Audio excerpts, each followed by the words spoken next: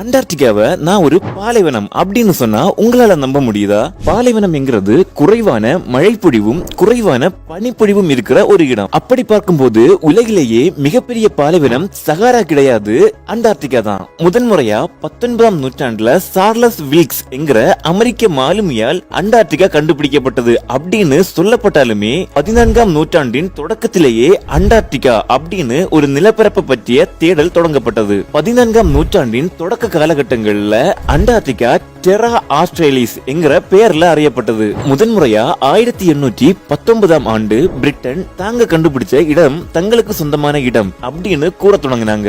இரண்டாம் உலக போரோட முடிவுல தான் அண்டார்டிகாவை பற்றின ஆராய்ச்சிகள் பல நாடுகளால ஆரம்பிக்கப்பட்டது. 1959ஆம் ஆண்டுல தான் அண்டார்டிகா ட்ரீட்டி சிஸ்டம் அப்படின்னு ஒரு ஒப்பந்தமும் ஏற்படுத்தப்பட்டது.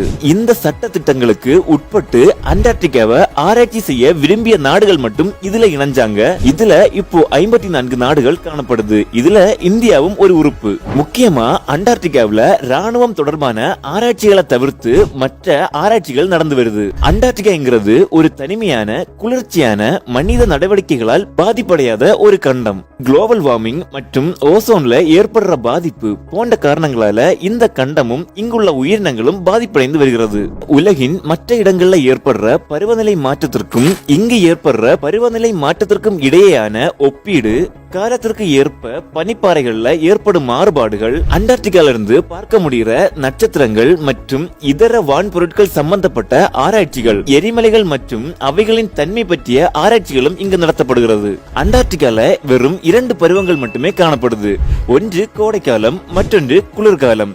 அண்டார்டிகா கோடையில் 6 மாதம் பகல், அதாவது சூரியன் மறையாத நிலையில காணப்படும். அதன் பிறகு 6 மாதம் இருளாக, அதாவது சூரியனே நம் கண்களுக்கு தெரியாது. இதற்கு முக்கிய காரணம் இது பூமியோட துருவ பகுதியில அமைந்திருக்கிறது மட்டுமில்லாம சூரிய ஒளி இதை அடைவது கடினம் மற்றும் பூமியோட சாய்கோணம் இதுக்கு ஒரு காரணமா அமையுது.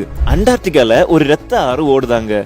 அதாவது பார்ப்பதற்கு ரத்தம் போல் காட்சியளிக்கிற இந்த இரத்த ஆறு ரத்தமா அப்படின்னு கேட்டா கிடையாது. இது பனிகளுக்கு அடியில காணப்படுற அதிகப்படியான சோடியம் தான் தண்ணிய சிகப்பா மாற்றுது.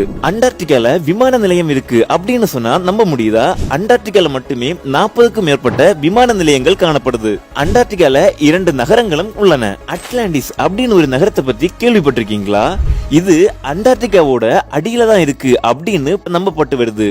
இதற்கு காரணம் அண்டார்டிகாவோட அடியில வித்தியாசமான எலும்பு கூடுகள் மற்றும் பொருட்களை ஆய்வாளர்கள் கண்டுபிடிச்சிருக்காங்க. டைனோசர்கள் அண்டார்டிகால வாழ்ந்திருக்கு அப்படின்னு சொன்னா நம்ப முடியுதா? 1980கள்ல ஆய்வாளர்கள் அண்டார்டிகாவை ஆராய்ச்சி செய்யும் போது டைனோசர்களோட படிமங்களை கண்டுபிடிச்சாங்க. அவங்க கண்டுபிடிச்ச படிமங்கள் கிட்டத்தட்ட 71 லட்சம் வருடங்கள் முன்பு வாழ்ந்த டைனோசர் இனங்கள் அப்படின்னு கண்டறியப்பட்டது.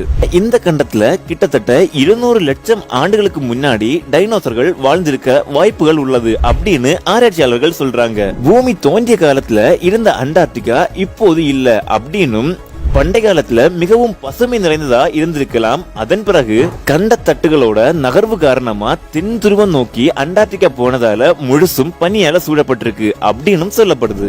இன்னொரு இன்ட்ரெஸ்டிங்கான ஃபேக்ட் என்னன்னா, பூமியோட மிகப்பெரிய எரிமலை பகுதி மேற்கு அண்டார்டிகாவின் பனிக்கட்டிகளோட மேற்பரப்பிலிருந்து சுமார் 2 கிலோமீட்டர் அடியில அமைந்துள்ளது. அது மட்டும் இல்லாம இங்க குறைந்தது 136 எரிமலைகள் காணப்படலாம் அப்படின்னு சொல்லப்படுது.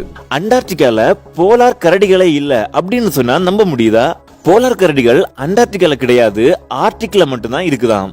அண்டார்டிகாவின் சில இடங்கள்ல காற்று 200 மைல், அதாவது மணி நேரத்துக்கு 320 கிலோமீட்டர் வேகத்துல வீசுமாம். பூமியில எறும்புகளே இல்லாத ஒரே கண்டம் அது அண்டார்டிகா தான். இது போன்ற இன்ட்ரெஸ்டிங்கான ஃபேக்ட்ஸ் தெரிஞ்சுக்க நம்ம சேனலை சப்ஸ்கிரைப் பண்ணிக்கோங்க.